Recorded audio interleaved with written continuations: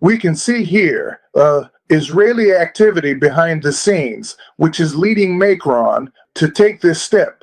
Macron has a secret advisor for Middle Eastern affairs, Israel, and the Palestinians, an Israeli named Ofer Bronstein, who, according to reports, was the one who pushed Macron to make the statement of intent regarding recognition of a Palestinian state at a time when Macron himself wasn't really interested in doing so. So again, we see the subversive, never-ending activity of left-wing Israelis who are causing harm to the state of Israel.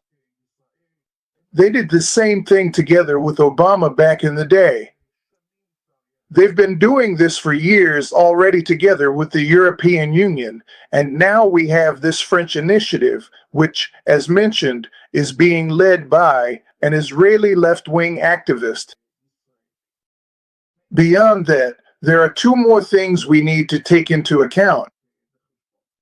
First of all, and I think I already mentioned this in one of my previous conversations on the channel, you probably remember the controversial report about the activities of the Muslim Brotherhood in France, which Macron did everything he could to keep from reaching the general public, and his interior minister published it. And this is a report that details in a very comprehensive way how the Muslim Brotherhood movement is increasingly taking over the public and political sphere in France. A very, very troubling and concerning report for anyone who still cares about French France.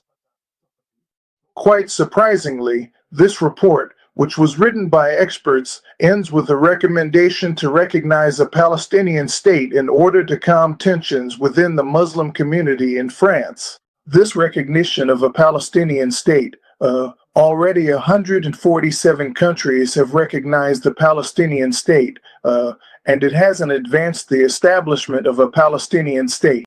Look, this is a highly symbolic move. By the way, it's interesting that all the European countries that talk about democracy and fighting corruption are going ahead and recognizing a state that's ruled by a completely undemocratic and utterly corrupt regime, with a very clear anti-Semitic character that calls for the destruction of the state of Israel. That's something we must not forget. But we're mainly talking about symbolic recognition here. Look at Kosovo. Kosovo is a country that exists. It's a country that declared independence in 2008, 18 years ago, and it's still not recognized by most of the world. It's not a member of the UN because Russia blocked its admission as a member of the UN. Spain, the one shouting Palestine, Palestine from morning till night, refuses to recognize the state of Kosovo, which to a large extent prevents Kosovo from joining the European Union and, for example, the Eurovision as well. Kosovo, a country that exists, with territory, with a flag, with an anthem, with a president, with a parliament, with a government, fully independent, with an army, is not recognized by 5 of the European Union countries led by Spain. So, the whole issue of recognition is pretty much a symbolic matter that needs to be taken in the right proportions. But I think that Israel needs to respond in a much more forceful way. Israel should have dismantled the Palestinian Authority a long time ago, which is supposedly the nucleus of a Palestinian state.